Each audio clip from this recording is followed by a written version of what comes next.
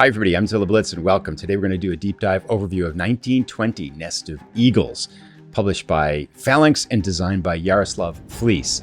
This game covers the 1919 to 1921 Polish-Soviet War, and the game is available for pre-order on Phalanx's site. Link is down below. To put a little context on this before we look at the game, let's do a brief overview of the Polish-Soviet War. So this was a conflict between the newly formed Second Polish Republic and Soviet Russia, later joined by Soviet Ukraine, over control of territories in present-day Ukraine, Belarus, and Poland. This war was sparked by Poland's ambition to expand eastward and a Soviet desire to spread communism westward.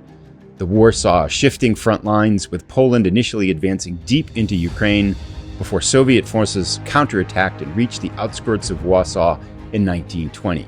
However, Poland's decisive victory in the Battle of Warsaw, known as the Miracle on the Vistula, turned the tide and forced the Soviet units into retreat. The war ended with the Treaty of Riga in 1921, which established the Polish-Soviet border and secured Polish control over large eastern territories. This delayed Soviet expansion into Europe for nearly 2 decades. Let's jump in and take a look at the game. Here is the game laid out in front of us. I will mention this is a prototype of the game, so it is not a final production copy. So some of the things that we'll look at in this video might change. Now, this is a 2 to 3 player game. There are 9 scenarios in all in the game, and 6 of them are 3-player. The rules also mention that the game is solitaire friendly in that there isn't any hidden information in the game. Now, of these 9 scenarios, let's put them in context a little bit. A turn in the game is 1 week, and some of the scenarios are as short as 3 weeks, and the campaign game is 27 weeks. So roughly you're looking at scenarios that vary in length from 1 to 6 months. Now, also, even though there are 9 scenarios, 4 of the scenarios are can be used as different starting points for the 27-week campaign game. So you can play, for example, you can start one of the scenarios and it's picking up the campaign game halfway through its length. So you really have 9 plus 4, 13 different scenarios in the game. It's a hex and counters game, as we'll see when we look at the map and we look at the counters. Unit scale is brigades and divisions. So as a hex and counters game, we might be questioning, okay, what kind of mechanics do we have? How traditional is this game? And there are a number of traditional elements that we see in this game that you would expect to see in a traditional hex and counters game. We do have a couple of innovative things, and let's kind of talk a little bit about some of the mechanics. So there is a reactive movement phase in the game, where either player, the phasing player, can opt to take it first. That allows you to move a limited number of your units before your actual kind of turn starts up. There's also, instead of zones of control, there are what are called lines of friction. And we'll take a look at that as we look at the rulebook. There's a no man's land concept that starts out for some of the game. Rail transports here. There is an air unit in the game. Morale plays a big factor in victory conditions in the game as well. You're essentially trying to break down, in many cases, break down the morale of your opponent. There are 3 fronts. So there is kind of a Polish front, and then a northwest and kind of an eastern front, and then a southeastern front. And there are some different restrictions for movement in which armies are going to be in there. And then there's a number of special historical units that show up in the game as well. Let's take a quick look at the rulebook, which is 36 pages in all. There's a couple things to be said about it. This is pretty hefty for a Phalanx game, but I will say that there's a good bit of space and white space on these pages and graphics and things, and optional rules start on page 29. There is also a kind of not necessarily a programmed learning phase to it, but the first 3 scenarios can be played with an even smaller subset of the rules. I think the first one, for example, is rule sections 1 through 12, and then it adds in 16. So that's really 16, 17 pages, and then I think maybe another page for section 16 here for reinforcements. So, and then scenario 2 adds in a few more rules, scenario 3 adds in a few more after that. So you can kind of work your way up into the full rule book by playing scenarios 1 through 3. 1, 2, and 3 in kind of an introductory fashion. Rules, I've read through a good number of the sections so far, seem very clear. I like the organization for them. Even here, when you see in the back, easily forgotten rules. It's always nice to see these elements in a rule book. Here is our section, an explanation for 3-player games as well. And then I did mention, there are a number of special units in here. We can see these 2 pages list the different Soviet special units And then here we are in the Polish special units, so a page or so on them. Not overwhelming amount, but just kind of some historical references and some different special rules for some of these units as they come into the games. I did want to point out real quick too, here's that lines of friction rule. So most hex encounters games will have what are called zones of control, which are the hexes next to a unit. This is the part that the rules function on, are the spines that come out from the unit and when enemy units cross those spines. So it's a different twist on zones of control. Very curious to see how that plays out.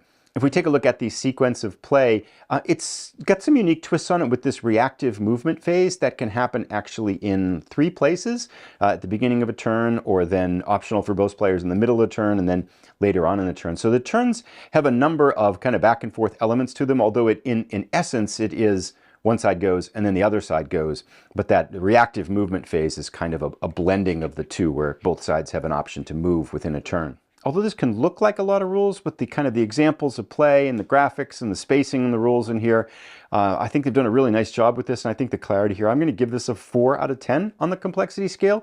So I wouldn't say this is something that should overwhelm the learner in any sense of the manner. And we also have a 16-page scenarios book that contains the overviews and the victory conditions for the 9 scenarios in the game. And again, scenarios 1, 2, and 3 can be played up here. We see this chunk that's introductory game rules. So you can play these with the full game rules, but as you're learning the game, this only requires rule sections 1 to 12 and then 16. Scenario 2 built very much in the same way. If you're playing it as introductory game, it adds in a few more rules in addition to this one, and scenario 3 ramps up the complexity a little bit more with all of the previous introductory rules plus a couple more sections. So a really nice way to build people into the full complexity of the game as you're playing through the various scenarios. Again, we can see a number of these are 2 to 3 players. Here's the Miracle at the Vistula scenario, and then scenario 9 down here is our full campaign game. Also, we have after that a very nice example of play, fully illustrated, kind of going through a section of gameplay here. Always greatly appreciated when you see these in a rule book. And then the scenarios book finishes up with 3 to 4 pages of the history of the Polish-Soviet War, which is a great way to get up to speed on the historical context of the game you're playing in. So really nice job with this, I think. You know, there's a lot of attention to detail. I really like the idea of building in that introductory rule set to help players into the game, historical context, example of play, all of the things you're looking for in good documentation in a game. Here are our counter sets. There are, now this again, I think this might be more in nature of the prototype. There are 2 and then this half one. I'm not sure what the final version will look like. But as we can see, if we punch out one of these Polish infantry units here, these units are hexes, which is a really interesting way. I'm not sure I've seen a game that's taken this approach to it. So a really unique shape to the units here. And we can see again this emphasis on the lines of friction with the black lines that come out from the side. There is a step system to the units. So most of the units have either 2 or 3 steps. And this back side here with the striped part means this is the reduced side. And again, looking at these, we can see we've got cavalry. Polish are the gray units here, and Soviet forces are the red ones. And their Soviet forces are further divided up into this teal or yellow band, which limits the front that they can work on. Because as we look at the map, we'll see there's 3 areas of the map. So those are the standard units, a good number of markers there. Altogether, there are about 400 counters in the game, and it's about a 50-50 ratio between military units and then these markers and counters. And these are various shapes. So these are some movement restricted counters that are actually triangular in shape, and then different various game functions and markers that are actually square here too. And again, getting back to that idea that the game really feels to me about a 4-level complexity, if we take a look at one of these cavalry units here, we can see that the left side here is the strength factor, the combat factor of it. The right side pips are the movement factor. I'm not sure why those aren't numbers, but the pips are there. I mean, it's easy to tell the difference. And then underneath that, we have whether the unit can be reorganized or not, combined with other units. The historical designation is at the top, and then this one, of course, is a brigade, and then divisions are, you know, the 2 X's. So just a relatively straightforward set of information on the counters. I don't feel like this game, I mean, it's got some novelty and some innovation in terms of line of friction, in terms of some of the historical aspects it's trying to capture in some of the special units. But again, it feels like it's going to be a very reasonable game to learn and play, especially as you've got those introductory scenarios to kind of play up through as you're learning the game. There's a fairly hefty stack of player aids, as we'll see, but most of them are scenario setup cards. And I'm not sure what these will look like in the final version. Some of these, all of these are single-sided. I suspect some of them will be double-sided in the final version. Train effects chart on this one, and then some information helpful for the special units that we mentioned in terms of where they can be placed, when they can be placed, and can they be rebuilt, and what type they are too. So when we go in here, there is two identical there's the phases of gameplay, general informational play aids that I think are basically designed to help the player as they're playing the game to avoid diving back and forth into the rule book. Here we see the morale advantage on the left-hand side here, as morale plays a factor in the game. Rail transport, special orders, replacement costs. So a lot of the depth and functionality you would expect in a Hex Encounters game of this nature. These are identical to the other two player aids that we saw. And then the vast majority of the ones that are with this prototype here are the scenario setup cards, which is really nice. So you've got the units here and the historical designations, which you can pay attention to or ignore as the case may be, as long as you're matching up the strengths of the unit. And then it points exactly to the hex where it goes on the map. And again, some of the scenarios, especially the scenario 1, is just the Lithuanian-Belarusian theater. So it's a smaller section of the map that you're playing with, as opposed to the whole thing. And we'll see that as we look at the greater maps. And then we come in here to more scenario cards. So scenario 3. And some of these, as we can see here, this is the Lithuanian-Belarusian theater setup for scenario 3. And this is the Ukrainian theater setup for scenario 3. So a number of these scenarios have two scenario setup cards. Same thing, Ukrainian theater and the Lithuanian-Belarusian theater there, is depending upon which theater you're playing in the game. Scenario 5 comes through, again, 2 for these as we go through. So a number of, again, these setup cards. That's basically the remainder of the player aids, all of these scenario setup cards for the game. Here's a look at our roughly 22-inch by 33-inch map. Again, the final version might be slightly different in appearance and size.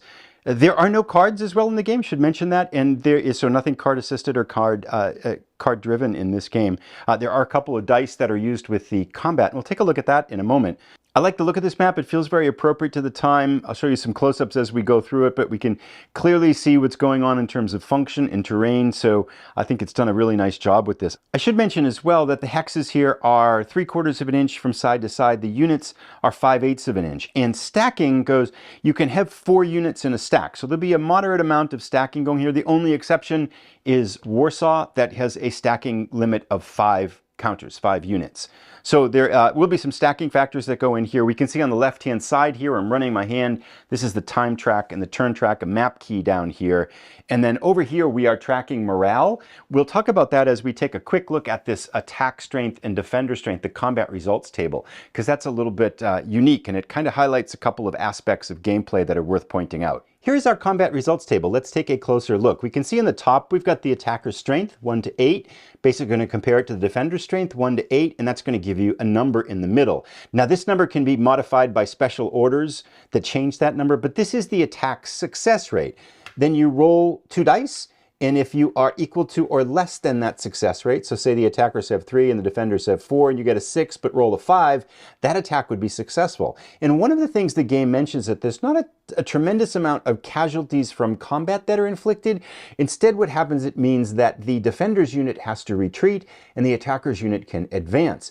Also, a victorious attack shifts the morale track 1 in your favor, and a failed attack shifts the morale track 1 in the defender's failure in favor. And that morale is kind of some of the victory points and victory factors in many of the campaigns and scenarios. This to me seems like a very interesting combat results table, and especially the mechanic of forcing retreats rather than casualties.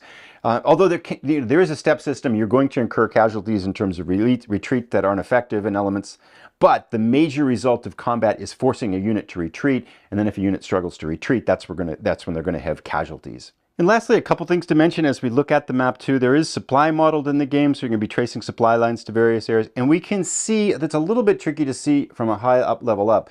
We can see the 3 fronts here. So this is the southeastern front, this Ukrainian front. This is the Lithuanian-Belarusian front, which is delineated by this white dotted line here, and then the Polish front over here. In some scenarios, the smaller scenarios, are limited to one area. There are some restrictions on which units can go into different areas as well. So there is some of the political aspects of these theaters are going to impact some of the gameplay too. Victory conditions for scenarios as well vary a little bit. There are some victory point ones based on capturing objectives. But as you get into some of the larger scenarios, things like morale can be a determinant. Driving units out of a particular theater can be a determinant, as well as capturing objectives. So there's a range of victory points in here. And finally, I guess the last thing to talk about here is solitaire. There's no solitaire bot, no solitaire system, but again, there's no hidden information. So I think this game, I'd give this a straight up 6 out of 10. I think this is going to be solitaire friendly. I think it'd be really easy to play either the 2-player or the 3-player ones without really kind of losing anything in gameplay by the fact that you're playing it solitaire, but you would be playing two-handed, right? You're going to play one side and then jump in and play the other side. Looking forward to getting to this one to the table. I will be showing some gameplay of one of the scenarios as time goes on pretty soon. So I'm going to dig in and start kind of finishing up the learning experience, and I'll put a link to that video as soon as it's ready. Let me know if you have any questions. I'll be happy to answer them. Again, a link to the order page on the Phalanx site is down in the description if you'd like to check that out as well. Thanks for watching, everybody. Have a great day.